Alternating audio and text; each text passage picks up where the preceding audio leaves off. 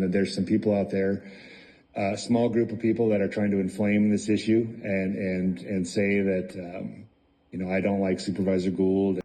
You might want to check your facts. Talk about the job that people are doing. Speak your minds. That there's some people out there, a small group of people that are trying to inflame this issue. I must conclude only that he's either too stupid to understand the training or too arrogant to have paid attention. I suspect that it's both. Therefore, I will now refer to him only as Stupidvisor Hubris. Saying people show up over and over again, which is their right to show up and speak. You guys need to figure out where the First Amendment lies. I suggest you start with Cohen versus California, United States Supreme Court, 1971. I'm asking our lawyer. Oh, I'm sorry. That there's some people out there, a small group of people that are trying to inflame this issue. Why is Travis, the crooked supervisor, so concerned about this so-called small group of people, to the point that he's crying about the freedom of people's ability to socialize on social media? Doesn't Travis have other things to do, like advertising for his so-called vitamin C company, without worrying his bald head about people talking online? Travis needs to get a job to keep himself busy, because as of now, the taxpayers are paying Travis to scour the internet, seeking out small groups of people. That there's some people out there, a small group of people that are trying to inflame this issue. That's kind of weird for someone who claims they love freedoms. Taxpayers should not have to pay for supervisors crying all the time. It's just the personal insults that I have a problem with. But Open meeting law states very clearly that viewpoint discrimination is prohibited.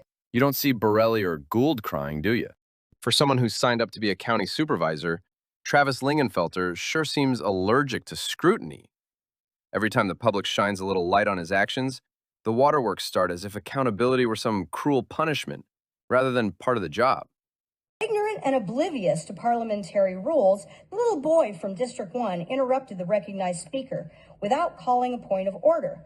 A competent chairman would have called the supervisor out of order, but we don't have a competent chairman. Instead, we have an irrational coward who... I do want to say something, and I want to put it on the record. I read some stuff on social media that was really ugly this weekend. That there's some people out there, a small group of people that are trying to inflame this issue and say that, I don't like Supervisor Gould. What you just said is one of the most insanely idiotic things I have ever heard. I'm gonna hand it over to the item sponsor, which is Supervisor Gould. Thank you, Mr. Chairman. I'm not really the sponsor. I was just the one willing to put it on the agenda. Thank you. You might want to check your facts. To push my views on you. That's just my own opinion. I believe in small government, and I believe... So anyways, I'm standing there waiting to use the payphone. Yeah, he was, seriously. And this guy who's on the phone turns around and tips his hat like this. That there's some people out there, a small group of people that are trying to inflame this issue and say that, I don't like Supervisor Gould. And who do you think that guy was?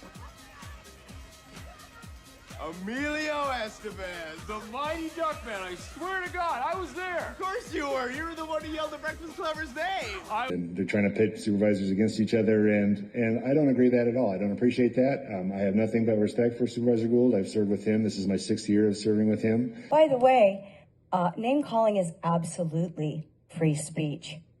You should know that. But viewpoint discrimination at call to the public is illegal under open meeting law.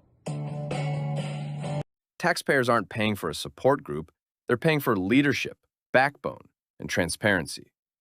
If public attention makes him this upset, maybe he's in the wrong line of work. Because in public service, tears are no substitute for results.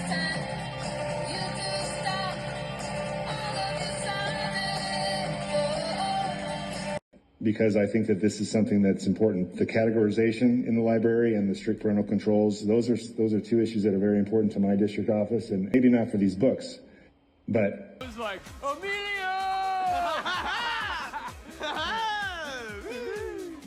So, anyways, you guys want to make out or what? So we were talking a lot about the books on the list, and the one book that started it all was The Beautiful Something Else. And of course, I've heard nobody say that they've actually read the book. I did. I read it over the weekend. Okay. And so I took a peek at it, and I'm just going to tell you, I'm not going to go through my concerns about the book. I have a lot of concerns about the book, especially as appropriate for an 8-year-old or a 10-year-old to read this. All I'm going to tell you is I wouldn't put this in the youth library section of the library. Okay, so there is just a lot of material in here that I just don't buy. Okay, and I have concerns about it. And I want to let you know that. Thank you. I appreciate him bringing this to the agenda. Right. Travis Lingenfelter talks a good talk, but he's contradicted himself on numerous occasions. He's like the reed in the wind and blows wherever the wind takes him. In other words, he goes to whatever benefits him. He is not biologically a Lingenfelter, sadly. He talks about censorship and how he is against it, but threatened to censor Scotty McClure when Scotty spoke out against sexually explicit materials. And I want to make a disclaimer. I'm going to swear. So turn your TV Don't down. swear. I'll gavel you down. Don't gavel you down. Don't gavel you down. Don't swear. By the way, name-calling is absolutely free speech. You should know that. But viewpoint discrimination at call to the public is illegal under open meeting law. Showing yet another contradiction.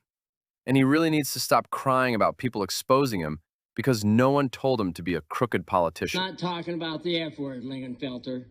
He can step down anytime just like Steve D'Amico did because he couldn't handle the heat. So quit your sobbing, you big artificial intelligent, plagiarizing fraud. Pretends he's some kind of righteous dude. But just take a good look at his friends because that's who he is. He lost his parents. Both of his parents passed away. Okay? You know, it was a really rough time. So my parents brought him in. He's my best friend. Anybody wants to go against that, I'll defend it for the rest of my life.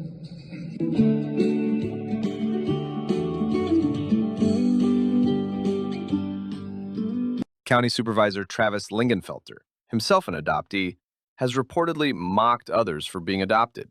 His associate county treasurer Sue Ann Mello allegedly spread rumors that a political opponent was gay in order to sabotage their campaign against Lingenfelter. Aren't you the one that spread all those nasty rumors about Sean Meisner? Oh, you spread all those rumors about Sean Meisner being gay, right? Hi, Tom. It's nice to meet you. Well, you're trash. Both officials face questions about their use of taxpayer resources and whether they are serving constituents with the integrity their offices demand. Who is he? Then what's relevant about that? Because another elected official was talking to me about a conversation. Oh, so who was that? Let me hear it. No, I'd love to hear it, gossip.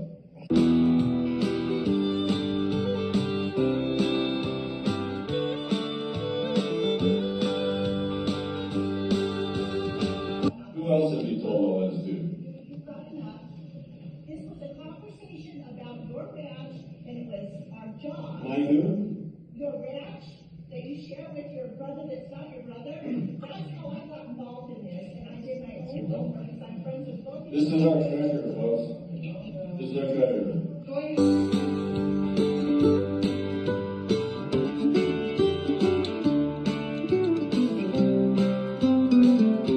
Because you got so much to lose, and I don't have enough. I don't have enough to lose. You got so much to lose, guys. It's just the personal insults that I have a problem with. But As taxpayers in Mohave County, people should pay close attention to the actions of Supervisor Travis Lingenfelter. Many residents have expressed concerns that he has been using his public position to promote his personal religious views, which is inappropriate for any elected official. to push my views on you, that's just my own opinion. I believe in small government, and I believe. Plato once said, "One of the penalties for refusing to participate in politics is that you end up being governed by your inferiors." Similarly, Pericles reminded citizens that we do not say that a man who takes no interest in politics is a man who minds his own business. We say that he has no business here at all. These quotes capture why civic engagement matters. When we ignore local politics, we allow individuals who may misuse their authority to go unchecked. Supervisor Lingenfelter's conduct and the horrid accusations surrounding his time in office raise serious ethical questions about his ability to represent the public fairly and without bias. It's time for residents to demand accountability, transparency, and respect for the separation between personal faith and public duty. This guy is all about censorship, as well as having an ugly victim mentality. Unfortunately, this so-called man really needs to grow the hell up and be a man. If he can't take the heat, then he needs to get out of the fire. But please, quit your sobbing.